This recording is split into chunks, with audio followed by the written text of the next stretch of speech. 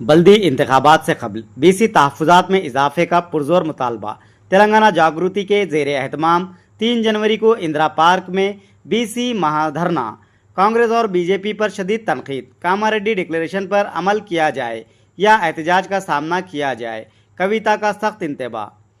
तेलंगाना जागृति की बानी व रुकन कानून साज कौंसिल BRS कलवाकुंडला कविता ने कांग्रेस हुकूमत को सख्त इंतबाह दिया और मुतालबा किया कि बल्दी इंतखाबात में बीसी तहफ़्फ़ुज़ात को 42% तक बढ़ाने के अपने वादे पर फौरी अमल दरामद करे, जैसा कि कामारेड्डी अलामिया में इजहार किया गया है।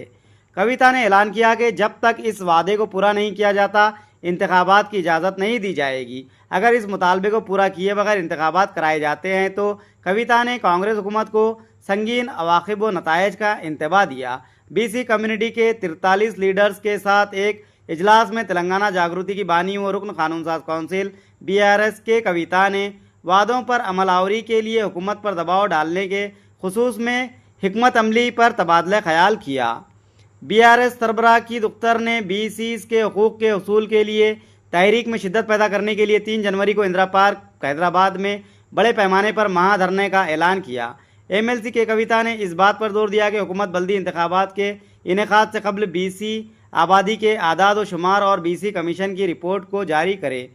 कांग्रेस हुकूमत के पसमानदा तबक़ात के तहफ़्फ़ुज़ात में इजाफे के बगैर इंतखाबात करवाने के इरादे से मुतालिक खबरों पर गहरी तशवीश का इज़हार करते हुए साबिक़ रुकन पार्लियामेंट निज़ामाबाद कलवाकुंडला कविता ने हुक्मरान जमात को माक़बल इंतखाबात किए गए वादे याद दिलाए। इन्होंने खबरदार किया कि इन वादों से इनहराफ की सूरत में मंडल और ज़िला की सतह पर रियासतगीर एहतजाज मुनज़्ज़म किया जाएगा। BRS लीडर कविता ने यह भी मुतालबा किया कि BJP ज़ेर क़यादत मरकज़ी हुकूमत आइंदा कौमी मरदमशुमारी के हिस्से के तौर पर पसमानदा तबक़ात की ज़ात पात पर मबनी मरदमशुमारी को यकीनी बनाए। कविता ने रियासती और मरकज़ी दोनों हुकूमतों की जानिब से BCs को नज़रअंदाज करने पर शदीद तनकीद की। इन्होंने कांग्रेस पर इल्ज़ाम लगाया कि वो BRS दौरे हुकूमत में मुतारिफ़ कराई गई फलाही स्कीमों को रोक रही है। ऐसे प्रोग्राम जिन्होंने पसमानदा और माशी तौर पर कमज़ोर तबक़ात को नुमायाँ तौर पर तरक्की दी थी। कविता ने इसे एक बड़ी तहरीक का आगाज़ करार देते हुए अवाम से 3 जनवरी के महाधरने में बड़ी तादाद में शिरकत की अपील की। ఈ రోజు రకరకాల అంశాలు మన ముందుకు వస్తున్నాయి. వార్తాపత్రికలలో కథనాలు కూడా వస్తున్నాయి. అందులో ప్రధానంగా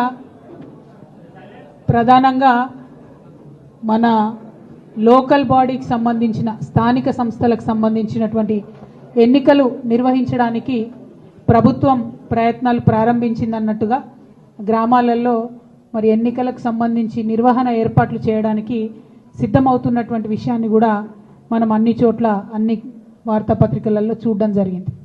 మరి వాళ్ళ స్థానిక సంస్థల ఎన్నికలు పెడుతుంది ప్రభుత్వం అంటే ప్రధానమైనటువంటి డిమాండ్గా ఉన్నటువంటి బీసీలకు సంబంధించిన అంశం ఏదైతే ఉందో దాన్ని స్పష్టత ఇవ్వకుండా కాంగ్రెస్ ప్రభుత్వం ముందుకెళ్ళడానికి వీల్లేదని చెప్పి ఇప్పటివరకు బీసీ సంఘాలకు సంబంధించినటువంటి ప్రతినిధులందరం కూడా కూర్చొని చర్చించడం జరిగింది. మరి కాంగ్రెస్ పార్టీ కామారెడ్డిలో డిక్లరేషన్ ఇచ్చింది. ఏమని? బీసీలకు సంబంధించినటువంటి అనేక అంశాలతో పాటు స్థానిక సంస్థల్లో 42% బీసీలకు రిజర్వేషన్ ఇస్తామని చెప్పడం జరిగింది. మరి 42% అనేటటువంటిది ఏ ప్రాతిపదికన కాంగ్రెస్ పార్టీ అనుకున్నదన్న విషయం ఇప్పటివరకు స్పష్టత లేదు.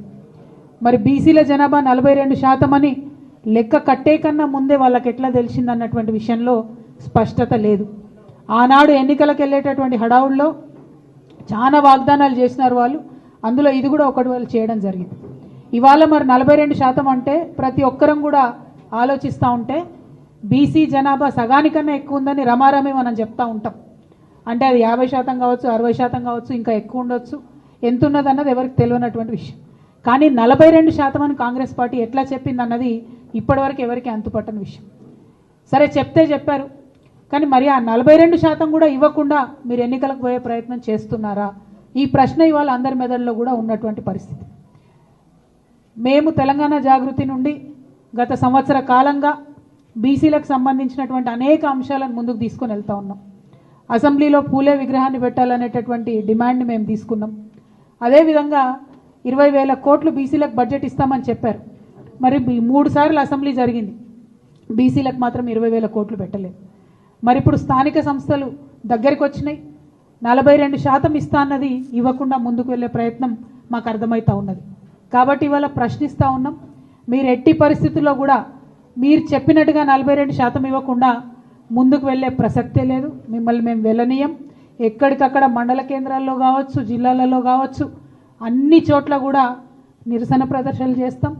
మీరు 42% కాకుండా బీసీల వాటా మాట్లాడకుండా ఎన్నికలకు వెళ్తే మాత్రం కార్యాచరణ చాలా స్పష్టంగా, చాలా షార్ప్గా, పెద్ద ఎత్తున రియాక్షన్ ఉంటుందని చెప్పి ఈ సందర్భంగా ప్రభుత్వానికి మేము తెలియజేస్తూ ఉన్నాం.